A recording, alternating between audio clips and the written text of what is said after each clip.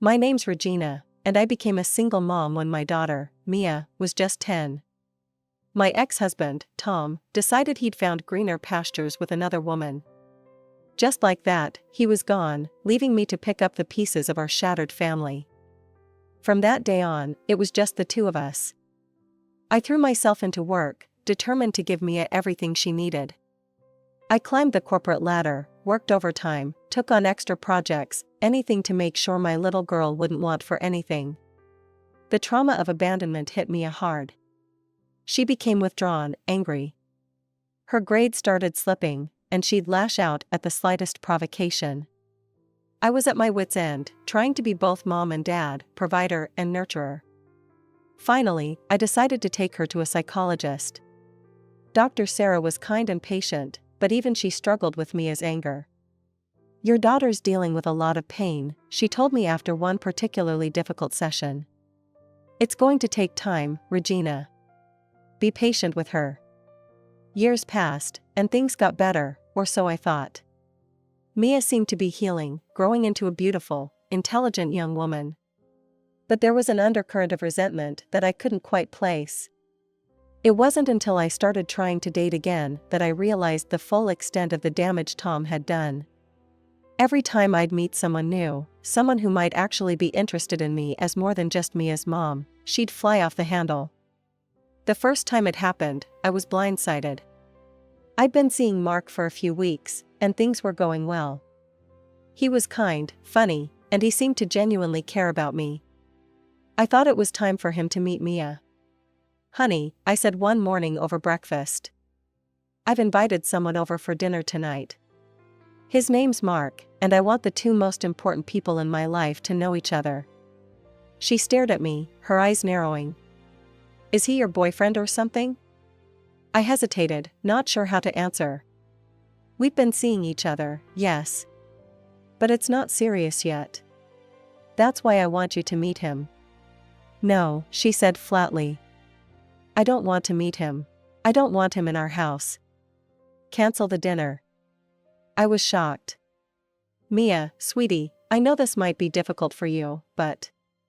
"Difficult?" she shouted, standing up so suddenly, her chair fell backward. "You think this is difficult? You want to abandon me like he did? To start a new family and forget all about me?" She stormed out of the kitchen, leaving me alone with my cold coffee and a sinking feeling in my stomach. I should have known then that this was just the beginning. Despite Mia's outburst, I decided to go ahead with the dinner. I thought maybe if she met Mark, she'd see he wasn't a threat. God, was I wrong? Mark arrived at 7, looking nervous but eager. I introduced him to Mia, who barely looked at him. "Nice to meet you, Mia," he said, extending his hand. "Your mom's told me a lot about you." Mia ignored his hand. "I bet she has," she muttered. The tension was thick as we sat down to eat. I tried to keep the conversation light, but Mia's one-word answers and glares made it difficult. Halfway through the meal, Mark made an innocent comment about how nice it was to have a home-cooked dinner. That's when Mia exploded. "Oh, I'm sure you'd love to have this all the time, wouldn't you?" she sneered. "Playing happy families with my mom?" "Mia," I warned, but she was just getting started. "What, Mom? Isn't that what this is? You trying to replace Dad? Trying to throw me away like he did?" "That's not what this is at all," I said, my voice shaking. "I'm just trying to..." "To what? To ruin everything?" Mia stood up, her chair scraping loudly against the floor. "Well, guess what? I won't let you." Before I could react, she grabbed her plate and hurled it to the floor. The crash of breaking china was deafening in the sudden silence. "Mia," I gasped. "What are you doing?" But she wasn't listening. She grabbed another plate, then another, smashing them on the ground. Food and broken dishes were everywhere. "This is our home," she screamed. "Ours, not his." Mark stood up, looking shell-shocked. "I think I should go," he said quietly. After Mark left, Mia locked herself in her room. I spent the night cleaning up the mess, tears mixing with the soapy water as I scrubbed the floor. The next day, Mia acted like nothing had happened. But something had changed. From that day on, any attempt I made to date was met with hostility and tantrums. Years passed, and I found myself pushing away anyone who showed interest in me. It was easier than dealing with Mia's reactions. I told myself it was temporary, that once Mia was older, she'd understand. But deep down, I knew I was just making excuses. When Mia graduated high school, I was so proud. Despite everything, she'd done well in school and gotten into a good college. I thought maybe now, things would change. "Mom," she said the night before she left for college, you won't bring anyone home while I'm gone, will you?" I sighed. "Mia, honey, you're going to be living your own life now. Don't you think it's time for me to do the same?" Her face darkened. "So you are planning to replace me?" "Mia, please," I begged. "That's not fair. I've spent the last 8 years putting you first. I've given up everything for you." As soon as the words left my mouth, I knew I'd made a mistake. Mia's eyes filled with tears. "So I'm just a burden to you, is that it?" she cried. "A sacrifice you had to make?" "No, sweetie, that's not what I meant at all." I tried to backtrack, but it was too late.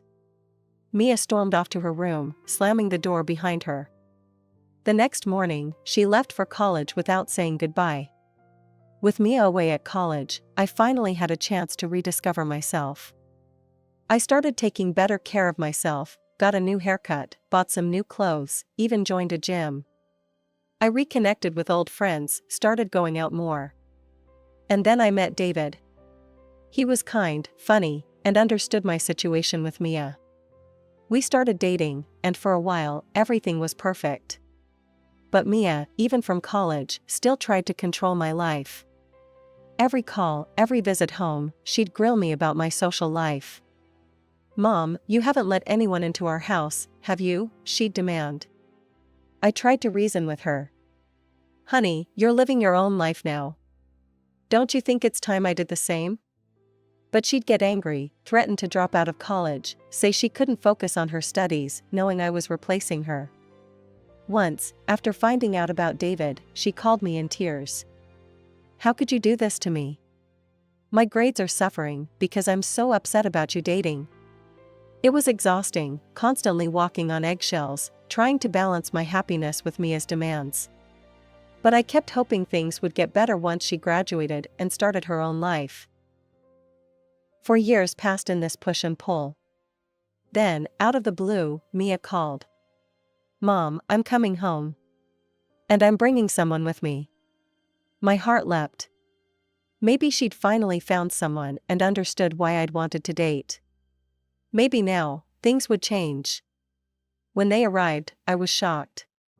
Mia introduced the man beside her not as her boyfriend, but as her husband. "This is Jake," she said, a challenging look in her eyes. "We got married last week in Vegas." I couldn't believe it. My daughter was married, and I hadn't even known she was dating someone. "Mia," I gasped, "why didn't you tell me? Why wasn't I invited?" She shrugged. "We only met a few days ago. It was spontaneous." They didn't stay long. As they were leaving, I hugged Mia tightly. "I hope you'll be very happy," I whispered, trying to ignore the knot of worry in my stomach. For 6 months, I heard little from Mia. I tried to give them space, hoping they were settling into married life. Then, one rainy night, Mia showed up at my door, mascara streaking down her face. "He cheated on me," she sobbed. "I found him with another woman. We're getting divorced." Mia moved back in, quickly found a job, but showed no signs of looking for her own place. And I, remembering how she'd reacted to my attempts at independence, didn't push her.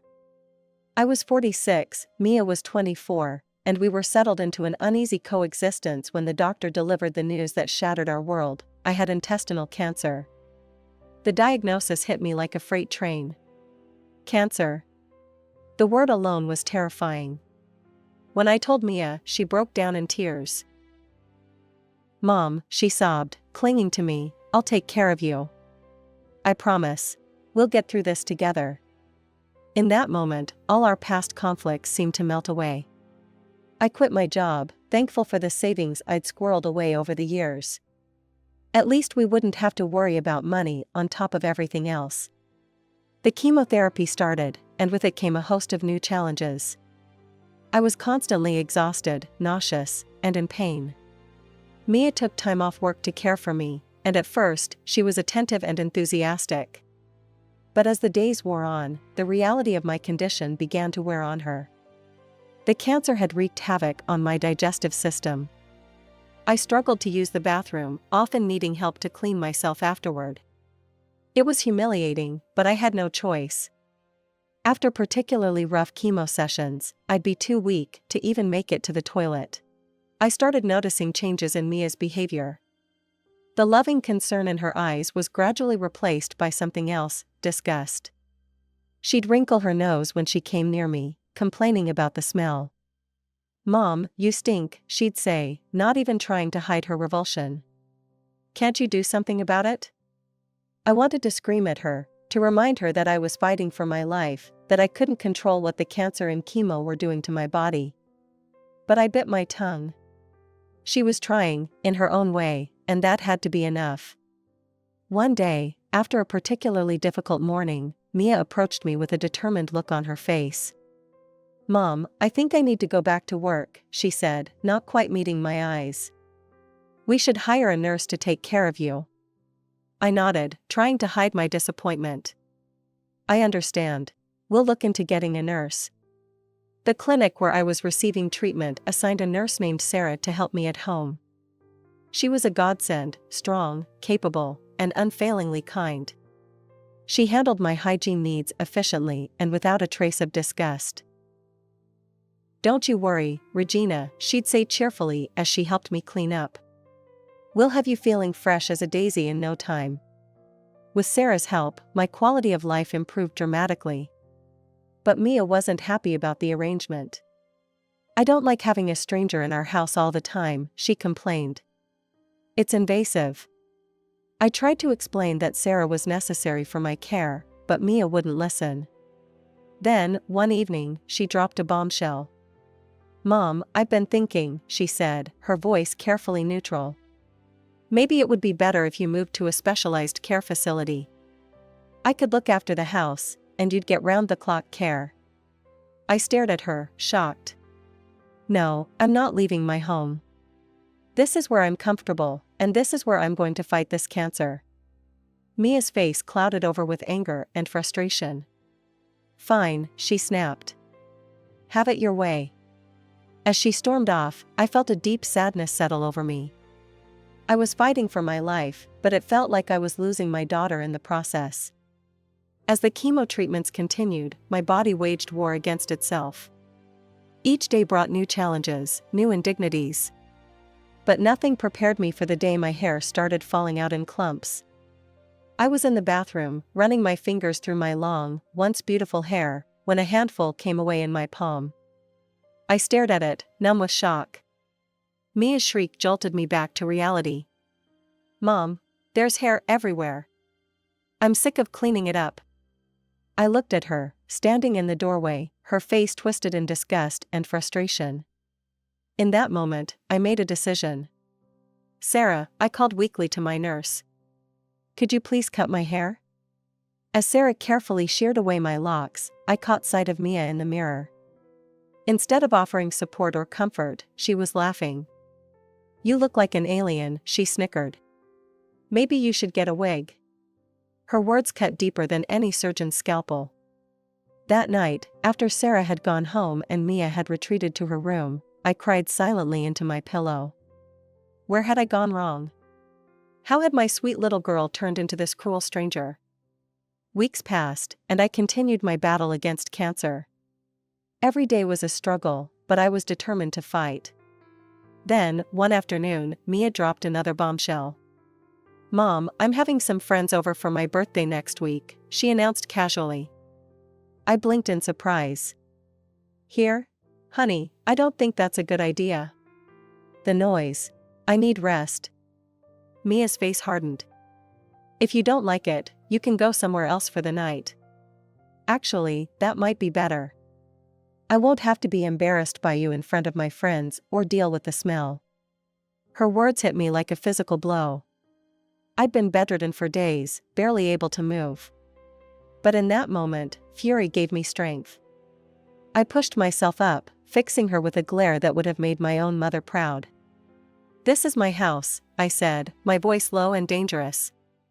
"If you don't like living here with me, you're welcome to leave." Mia's eyes widened in shock, then narrowed in anger. "You're so selfish," she screamed. "All you think about is yourself. You know what? It would be better for everyone if you just died already. Then you'd stop being such an inconvenience to everyone around you." The room fell silent. I stared at my daughter, unable to believe the words that had just come out of her mouth.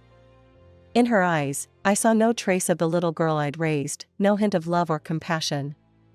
Just cold, hard anger. "Get out," I shouted, surprising even myself with the force in my voice. "Pack your things and get out of my house. Now." For a moment, Mia just stood there, shocked. Then, with a scream of frustration, she stormed off to her room. I could hear her throwing things into bags, slamming drawers. Minutes later, she stormed past me, bags in hand. "I hate you," she spat as she reached the door. "I wish Dad had taken me with him when he left." And then she was gone, the front door slamming behind her. She didn't even bother to close it properly. The open door mocked me, a glaring reminder of Mia's dramatic exit. I sat there, staring at it, feeling utterly drained. Finally, I reached for my phone with shaking hands and dialed my friend, Linda. "Linda," I croaked when she answered. "I need help. Can you come over?" Linda arrived in record time, concern etched on her face. She closed the door, then rushed to my side. "Regina, what happened?" The whole story poured out of me, Mia's cruelty, her harsh words, her abrupt departure. Linda listened, her face a mix of shock and anger. "Oh, Regina," she sighed when I finished.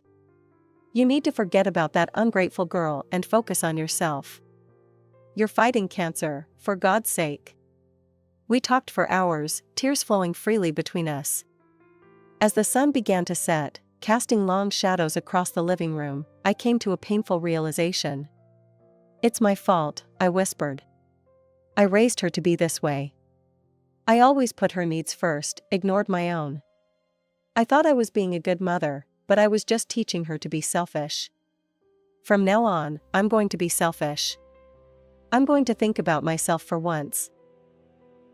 True to my word, I threw myself into my treatment with renewed vigor. Sarah, my nurse, was a godsend, helping me through the worst days with gentle care and unwavering support. 2 more rounds of chemotherapy followed. They were brutal, leaving me weak and nauseous, but I refused to give up. All the while, my phone remained silent. No calls, no texts from Mia. I tried to tell myself it was for the best, that I needed to focus on my health, but the silence hurt more than I cared to admit. Months passed. Then, during a routine checkup, my doctor smiled at me, really smiled, for the first time since my diagnosis. "The cancer's receding, Regina," he said. "You're not out of the woods yet, but this is very, very good news." I left the hospital that day feeling lighter than I had in months. The world seemed brighter somehow, full of possibilities I'd thought were lost to me forever. I was thin, almost gaunt, after months of illness. My clothes hung off me like sacks. But for the first time in a long time, I felt like myself again. I started taking short walks in the park near my house, feeling the sun on my face, the breeze in what remained of my hair. One afternoon, I stood in front of my closet, realizing none of my old clothes fit me anymore. Instead of feeling sad, I felt liberated. It was time for a change, inside and out. I spent a day sorting through my wardrobe, making piles to donate to a local homeless shelter. As I packed up bags of my old life, I felt like I was shedding more than just clothes. I was letting go of the old Regina, the one who'd let herself be walked all over, who'd put everyone else's needs before her own. Looking around my big, empty house, I realized it no longer fit the person I'd become. It was time for a change. With my savings providing a comfortable cushion, I made a bold decision: I wouldn't return to work. Instead, I'd downsize and focus on living. I contacted a realtor and put my house on the market. It sold quickly, and I found a small, cozy apartment that felt like it was made for me. It was perfect for one person, bright, manageable, and full of potential for a fresh start. I invested the remaining money from the house sale, feeling financially secure for the first time in years. Life was good, peaceful. I spent my days exploring my new neighborhood, trying new hobbies, and simply enjoying the act of being alive. Then, 3 months after I'd settled into my new life, I received an unexpected call. It was the realtor who'd handled the sale of my old house. "Mrs. Walker," he said, sounding uncomfortable, "the new owners of your old house are having some issues. They've asked for your contact information. Is it all right if I give them your number?" Curious and a little concerned, I agreed. Shortly after, my phone rang again. This time, it was the new owner, a Mr. Thompson. "Mrs. Walker," he began, his voice tense, "I'm sorry to bother you, but something strange happened today. A young woman tried to break into our house. She tried to use a key at first, then started trying to force the door open. When I confronted her, she became hysterical, screaming that this was her house, that she should inherit it after her mother's death."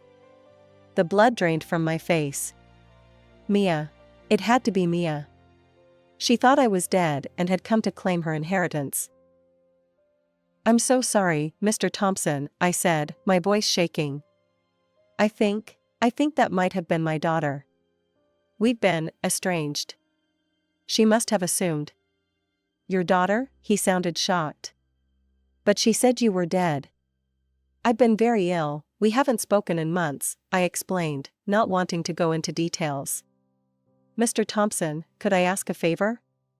If she comes back, would you call me?" He agreed, and we ended the call. Part of me wanted to ignore it, to continue with my new, peaceful life. But I knew I couldn't. This confrontation had been coming for a long time. It was time to face Mia, to finally say all the things I should have said years ago. The call came sooner than I expected. Just a day after my conversation with Mr. Thompson, my phone rang. "She's here," Mr. Thompson said, his voice tense. "And she's causing quite a scene." I took a deep breath, steeling myself for what was to come. "I'm on my way." The drive to my old house felt surreal. As I pulled up, I could hear the shouting before I even got out of the car. Mia's voice, shrill and angry, carried across the yard. "This is my house," she was screaming at the Thompsons, who stood on the porch looking shocked and frightened. "Get out now." I stepped out of my car, and for a moment, the world seemed to freeze. Mia turned, her eyes landing on me. The look of shock on her face quickly morphed into one of fury. "You," she spat. "You're supposed to be dead." I felt a calm settle over me, a stark contrast to the chaos unfolding around us. "I'm sorry to disappoint you, Mia," I said, my voice steady. Mia's face contorted with rage. "What's going on? Why are these people in our house?" "It's not our house anymore, Mia," I explained. "I sold it." Her eyes widened in disbelief, then narrowed in anger. "You can't do that. It was supposed to be mine. I was supposed to inherit it when you died." I couldn't help but let out a bitter laugh. "I'm sorry I inconvenienced you by surviving." Mia's face turned red. "You don't understand. I have debts, I need money." I shook my head, acutely aware of the Thompsons and the small crowd of neighbors who had gathered to watch the spectacle. "I don't owe you anything, Mia. You abandoned me when I was fighting for my life. You wished me dead. Why should I help you now?" "Because you're my mother," she screamed. "You're supposed to take care of me." I felt a sadness wash over me, but I stood my ground. "No, Mia, not anymore. You're an adult. Your choices, your consequences." Mia's face twisted into an ugly sneer. "You know what? Dad was right to leave you. You're useless. It would have been better if you had died." Her words hung in the air, shocking even the onlookers into silence. But this time, they didn't cut me to the core. This time, I felt only pity for the angry, bitter woman my daughter had become. Without another word, I turned and walked back to my car. Before getting in, I addressed the Thompsons. "If she comes back or tries to break in again, call the police," I said, gesturing towards Mia. "She has no right to be here." As I drove away, I caught a last glimpse of Mia in my rearview mirror, her face a mask of shock and fury. But for the first time, her anger didn't touch me. I was free. In the months that followed, I embraced my new life fully. I took up painting, finding joy in splashing colors across canvas. My health continued to improve, and each day I felt stronger, more alive. Mia never called or tried to contact me again. Sometimes I felt a pang of sadness for the relationship we'd lost, but mostly I felt relief. I had spent so many years trying to fill the bottomless pit of her needs. Now, finally, I was living for myself. The name's Rachel, and I'm the oldest of 2 daughters. From as far back as I can remember, I was the serious one, the independent one. My sister Lily? She was the complete opposite. Growing up, our house was always filled with noise. Lily's laughter, Mom and Dad's doting words, the constant buzz of the latest pop songs. Me? I preferred the quiet corners, nose buried in a book or scribbling away at my homework. Birthdays and holidays were a stark reminder of how different Lily and I were. While she'd tear through her gifts, squealing with delight at the latest trendy clothes or gadgets, I'd carefully set aside the money I received. "What are you saving for this time, Ratch?" Dad would ask, a hint of pride in his voice that never quite reached his eyes. "A laptop for studying," I'd reply. "The library computers are always full." He'd nod, but I could see the disconnect. They never quite understood why I didn't want the things other girls my age did. Lily, on the other hand, was a whirlwind of ever-changing styles and demands. "Mom, did you see the new iPhone? Everyone at school has one. I need it." And just like that, she'd have it. No questions asked, no saving required. I remember the day I finally bought my laptop. I'd saved for months, researching the best model for my needs. When I brought it home, I was bursting with pride. "Look, I finally got it," I announced at dinner. Mom glanced up from her plate. "That's nice, dear. Oh, Lily, tell us about your day at the mall." And just like that, the conversation shifted. Lily launched into a detailed description of her latest shopping spree, and my achievement faded into the background. It wasn't that they didn't love me. I knew they did, in their own way. But Lily was the sun in our family's solar system, and I was a distant planet, quietly orbiting on my own path. As we grew older, the differences only became more pronounced. While Lily experimented with wild hairstyles and the latest fashion trends, I stuck to my practical ponytail and comfortable jeans. The library became my second home, a quiet sanctuary where I could focus on my goals without distraction. When it came time for college, I threw myself into applications with the same determination I'd shown throughout high school. I spent countless nights perfecting my essays, researching scholarships, and studying for entrance exams. The day I received my acceptance letter, along with a full scholarship, was one of the proudest moments of my life. I burst into the kitchen, waving the letter. "Mom, Dad, I got in. Full ride." Mom looked up from where she was helping Lily with her makeup. "Oh, that's nice, dear." "Lily, hold still, I'm trying to get this eyeliner perfect." Dad glanced over his newspaper. "Good job, Rachel." We expected nothing less. Their lukewarm response stung, but I was used to it. I retreated to my room, clutching the letter to my chest. This was my ticket out, my chance to prove myself. Meanwhile, Lily barely scraped through high school. The day she brought home her mediocre report card, I expected our parents to finally show some disappointment. Instead, they rallied around her.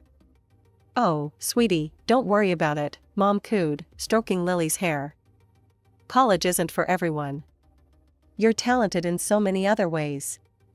Dad nodded in agreement. That's right, princess.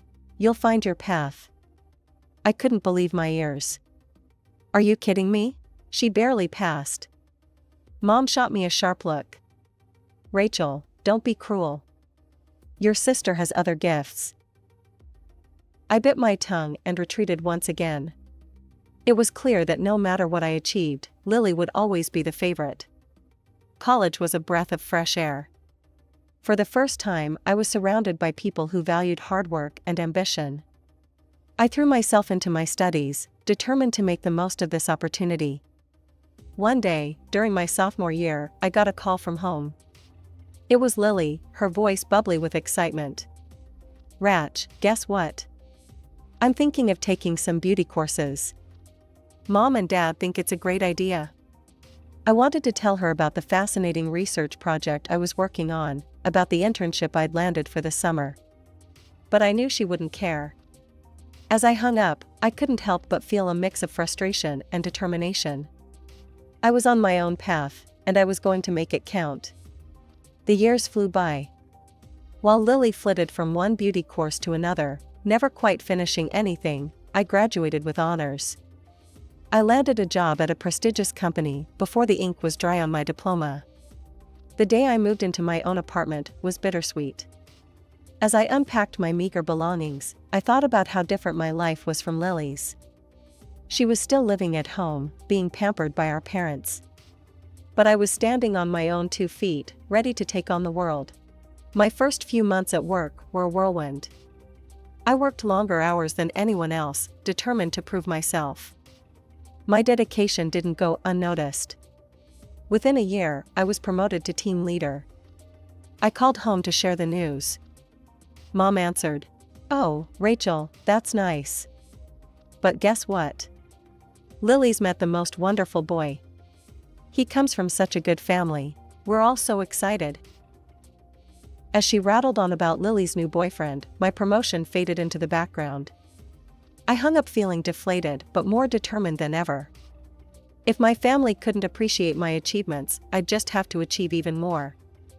I threw myself into my work like a woman possessed.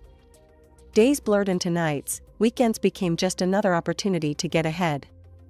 My dedication paid off. I got another promotion, then another. Before I knew it, I was head of the department, the youngest in the company's history. Mr. Thompson, the owner, called me into his office one day. "Rachel, your work has been exceptional. We've never had someone rise through the ranks so quickly." I beamed with pride. "Thank you, sir. I love what I do." He smiled. "It shows. That's why I want to offer you something special. We have a program for our top employees, a chance to buy an apartment at a significant discount. You've more than earned it." The next few weeks were a whirlwind of paperwork and planning. When I finally got the keys, I felt like I was walking on air. I decided to throw a housewarming party, a chance to celebrate my success with the people who mattered most. I didn't have much furniture yet, so I bought some inexpensive plastic tables and chairs. I arranged everything carefully, making sure the disposable tableware matched the decor. It wasn't fancy, but it was mine, and I was proud of it. The day of the party arrived. My colleagues showed up first, bearing gifts and warm congratulations. Then my family arrived. Mom, Dad, and Lily swept in like a whirlwind. I noticed Lily's eyes darting around, taking in the modest furnishings with a barely concealed smirk. As the evening wore on, I noticed a pattern. Every time one of my colleagues tried to congratulate me or mention my accomplishments, my parents would swiftly change the subject to Lily. "Oh, that reminds me," Mom would say, cutting off my coworker mid-sentence. "Did Rachel tell you about Lily's latest modeling gig? She's just so photogenic." Dad would chime in. "Yes, our Lily was born for the spotlight. Such natural talent." I saw the confused and slightly horrified looks on my colleagues' faces. I wanted to sink into the floor. Lily, for her part, basked in the attention. "Oh, Mom, stop it," she'd say with a giggle, clearly loving every moment. Finally, mercifully, my family left. As soon as the door closed behind them, my coworker Sarah turned to me, her eyes wide. "Rachel, what the hell was that?" she asked, her voice low and concerned. I shrugged, trying to play it off. "Oh, that's just how they are." Another colleague, Mark, shook his head. "No, Rachel, that's not normal. Are you okay? Do you need help?" I felt a lump forming in my throat. Their concern was touching, but also embarrassing. "Guys, really, it's fine. I'm used to it. Who wants another drink?" As I busied myself in the kitchen, I could hear them whispering, their concern palpable. I blinked back tears, determined not to let them see how much my family's behavior had affected me. After the housewarming fiasco, I threw myself back into work with renewed vigor. Months flew by, and slowly but surely, I transformed my apartment into a space that truly felt like home. Every piece of furniture, every splash of color on the walls was a testament to my hard work and independence. One sunny Saturday, I decided to treat myself to something I'd been eyeing for a while, a car. Nothing flashy, just a reliable sedan that would get me from point A to point B. As I drove it home, I couldn't help but feel a sense of pride. This was mine, bought with my own money, a symbol of my success. I hadn't planned on telling my family, but news travels fast. The phone rang that evening, and Lily's voice chirped through the speaker. "Rach, I heard you bought a car." "That's nice," she said, her tone suggesting it was anything but. You're really doing this the hard way. All this working and saving, it's so unnecessary." I felt my hackles rise. "What do you mean?" "Well, the main task of a woman is to get married properly, silly. Find a man who'll support you and give you everything you need. Why work yourself to the bone when you could have it all handed to you?" I was speechless for a moment. Was she serious? "Lily, that's not. I want to earn things for myself. I'm proud of what I've accomplished." She laughed, a tinkling sound that grated on my nerves. "Oh, Rach, always the difficult one. Well, you'll see. I'll show you how it's done." Before I could respond, she had hung up. I stared at the phone, a mix of anger and disbelief swirling in my gut. How could we see the world so differently? A few months later, I got my answer. Lily called, her voice bubbling with excitement. "Rachel, you'll never guess what happened. I'm getting married. His name is Robert. He's absolutely loaded, Rach. His parents are paying for the whole wedding. It's going to be gorgeous." As she rattled off details about dresses and flowers and guest lists, I felt a strange hollowness in my chest. This was what she had been working towards, I realized. This was her version of success. The day of the wedding arrived all too soon. I stood in the grand hall, feeling out of place among the glittering guests. Lily was radiant in her designer gown, and our parents couldn't stop gushing. I sipped my champagne, trying to quell the bitterness rising in my throat. Had they ever looked at me with such pride? Had they ever been this happy for my accomplishments? As the evening wore on, I felt more and more like an outsider. Lily was in her element, charming guests and basking in the attention. Our parents flitted about, proudly introducing themselves as the parents of the bride. As I drove home in my modest car, to my modest apartment that I'd worked so hard for, I couldn't help but wonder, had I made the right choices? Was Lily right? Had I chosen the harder path? But then I thought about my job, my achievements, the sense of pride I felt every time I accomplished something on my own. No, I decided. My path might be harder, but it was mine. And that made all the difference. After Lily's wedding, life settled into a new rhythm. Work kept me busy, but my mother's frequent calls became an unwelcome interruption. Every conversation was the same. "Rachel, darling," Mom would start, her voice dripping with false sweetness. "You'll never believe what Lily's been up to." I'd brace myself as she launched into another tale of Lily's fabulous new life. "She's been invited to the most exclusive gatherings. Can you believe it? Our Lily, rubbing elbows with high society." One day, after a particularly trying call, I couldn't hold back anymore. "Mom, that's great for Lily, but don't you want to know what's going on in my life?" There was a pause. "Oh, honey," she said, her tone patronizing. "Of course we care. But you really should learn from your sister. Be more beautiful, get things easily. Why work all day for pennies when you could have it all?" A few weeks later, an invitation arrived. Lily and Robert were having a housewarming party for their new luxury apartment, a gift from his parents, of course. The night of the party, I stood outside their building, feeling small. I smoothed down my simple dress and took a deep breath before heading in. The apartment was stunning. Every surface gleamed, every piece of furniture looked like it cost more than my yearly salary. My parents were already there, cooing over every detail. I tried to blend into the background, but Lily spotted me. She sauntered over, champagne flute in hand. "Rachel, so glad you could make it," she said, her eyes scanning my outfit critically. "I hope you're taking notes. This is how a housewarming should be done. None of that plastic furniture and disposable dish nonsense like at your place." I felt my cheeks burn. "Lily, that's..." But she was already moving on, leaving me with the sting of her words. The weeks that followed were a parade of Lily's extravagance.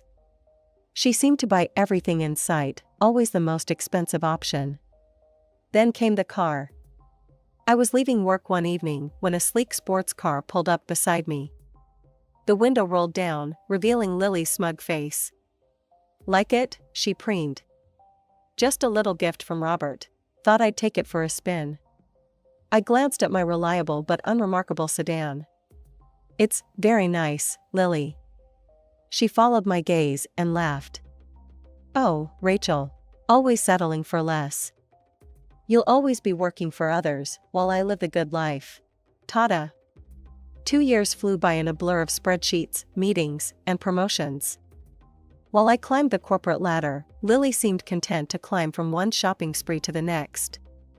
Our paths couldn't have been more different, but I'd made my peace with it. Or so I thought. It was a regular Tuesday when my world tilted on its axis. Mom called, her voice uncharacteristically shaky. "Rachel, it's Lily. She's back home, Robert left her. He said she was too shallow, too focused on spending his money. Called her stupid, can you believe it? He had her sign a prenup, so she's got nothing." I felt a mix of emotions, shock, concern, and if I'm being honest, a tiny flicker of vindication. I squashed it down immediately, ashamed of myself. "I'm coming over," I said, already grabbing my keys. When I arrived at my parents' house, it was like walking into a war zone. I could hear Lily's screams from the driveway. Inside, it was worse. Lily was in the living room, mascara streaking down her face, her designer clothes torn. She was throwing anything she could get her hands on, vases, picture frames, cushions. "He can't do this to me," she shrieked. "I'm Lily, I'm beautiful, I'm perfect." Mom and Dad fluttered around her, trying to calm her down. "Sweetie, please," Mom pleaded. "We'll figure this out. Daddy will buy you a new dress, won't you, dear?" Dad nodded frantically. "Of course, princess, anything you want." I stood there, watching this scene unfold, feeling like I was in some bizarre alternate reality. This couldn't be happening. This wasn't how life was supposed to work, was it? As the days passed, Lily's tantrums didn't subside. She'd cry for hours, then scream, then demand expensive gifts to make herself feel better. Our parents, ever eager to please their favorite, complied with every request. One evening, after a particularly bad episode, I couldn't hold my tongue anymore. "Maybe," I said cautiously, "Lily should consider getting a job? It might help her appreciate the value of money and give her something to focus on besides all this." The room went dead silent. Then all hell broke loose. Lily's face contorted in rage. "A job like you? Slaving away day after day like some peasant?" She burst into tears and ran upstairs, slamming her door so hard the house shook. Before I could process what had happened, Mom and Dad rounded on me. "How dare you?" Mom hissed. "Your sister is going through a terrible time, and you suggest she lower herself to your level?" "But I didn't mean," I tried to explain, but they weren't listening. "Get out," Dad said, his voice cold. "Get out of this house right now." Mom pointed to the door. "Out. And don't come back until you can be supportive of your sister." In a daze, I grabbed my purse and left. As I walked into my apartment, my sanctuary, I felt a strange mix of emotions. Sadness at being rejected by my family, anger at their blindness to Lily's faults, and oddly, a sense of relief. For the first time, I saw clearly how toxic my family dynamic had been all these years. Life has a funny way of throwing curveballs when you least expect them. Just days after the blowout with my family, I received news that left me speechless. I'd won a company contest. The prize? A 4-month around-the-world cruise. In a moment of weakness, or perhaps hope, I called my parents. Maybe this good news would bridge the gap between us. "Mom, Dad, you won't believe it. I won a cruise around the world." The silence on the other end was deafening. Then, my mother's cold voice cut through. "Rachel, how can you be so selfish? Your sister is going through a terrible time, and you're bragging about vacations?" I felt like I'd been slapped. "I'm not bragging, I just thought." Mom interrupted. "If you had any decency, you'd give that ticket to Lily. She needs a change of scenery. You can stay home and work, like you always do." Something snapped inside me. Years of pent-up frustration came pouring out. "No," I said firmly. "I won this trip. I earned it. I'm not giving it up because Lily made poor life choices. I'm going." The next few weeks were a whirlwind of preparation. I packed my bags, put my affairs in order, and on the day of departure, I turned off my phone. For the first time in years, I felt truly free. The cruise was everything I'd dreamed of and more. I watched sunsets in the Mediterranean, explored ancient ruins in Greece, marveled at the bustling streets of Hong Kong. For 4 glorious months, I was just Rachel, not the responsible older sister, not the family disappointment. Just me. But all good things must come to an end. As the ship docked back home, reality came crashing back. I turned on my phone, bracing myself for the barrage of messages. Surprisingly, there were only a few missed calls from my parents. Feeling lighter than I had in years, I headed home. But as I approached my apartment door, I heard noises inside. My heart raced. Had someone broken in? I cautiously opened the door, only to find myself face to face with Lily. She was sprawled on my couch, surrounded by shopping bags and empty takeout containers. "Lily?" I gasped. "What are you doing here?" She looked up, barely fazed by my sudden appearance. "Oh, you're back. Finally." I stood there, key still in hand, trying to process the scene before me. "How did you get in here?" Lily rolled her eyes. "Don't be dense, Rachel. I used the spare keys you gave Mom and Dad. I needed a change of scenery. Everything at home reminded me of, you know." I stood there, staring at Lily, trying to process everything. This was too much. I needed air. "I'm going to the store," I muttered, grabbing my car keys and heading for the door. But when I reached the parking lot, my car was nowhere to be seen. Panic rising, I called my parents. Mom answered, her voice sickly sweet. "Rachel, dear, how was your trip?" "Where's my car?" I demanded, cutting to the chase. There was a pause. Then Dad's voice came on the line. "We sold it." The world seemed to tilt on its axis. "You, what?" Lily needed cheering up, Mom explained, as if it was the most natural thing in the world. "We used the money to take her shopping, to the spa." I couldn't believe what I was hearing. "That was my car. You had no right." "Now, Rachel," Dad's stern voice cut in. "We're family. What's yours is ours. Don't be so selfish." Something inside me snapped. Years of pent-up frustration, resentment, and anger came pouring out. Selfish? You steal my car, invade my home, and I'm selfish? I want my money back, now. Their response was immediate and harsh. They called me heartless, ungrateful, a disappointment. The words stung, but for the first time, they didn't break me. I hung up and marched back to my apartment. Lily was still there, oblivious to the storm raging inside me. "Get out," I said, my voice quiet but firm. Lily looked up, shocked. "What?" "Get out now." She tried to argue, to manipulate me like she always had, but I stood firm. For once in my life, I put myself first. The next day, I hired a lawyer and sued my parents for the value of the car.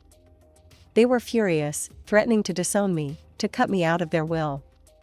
But I stood my ground. The case went to court. It was a grueling process, laying out years of emotional manipulation and financial abuse for strangers to judge. But in the end, justice prevailed. The judge ruled in my favor. My parents were forced to sell their house to repay me. They moved into a small apartment, all the while painting me as the villain who had ruined their lives. But for once, their words couldn't touch me. As I drove my new car home from the dealership, I felt a weight lift off my shoulders. For the first time in my life, I was truly free. Free from expectations, free from manipulation, free to be myself. I cut off all contact with my family. It wasn't an easy decision, but it was necessary. The first few months were hard. There were moments of doubt, of loneliness. But slowly, I began to build a life on my own terms. I threw myself into my work, rising quickly through the ranks. I made new friends who appreciated me for who I was, not what I could do for them. I traveled, I learned new skills, I found hobbies that brought me joy. And most importantly, I learned to love myself. To appreciate my strength, my determination, my worth. Now, as I sit in my office, looking out over the city, I can't help but smile. The path I chose wasn't easy, but it was mine. I built this life brick by brick, decision by decision. And I wouldn't have it any other way.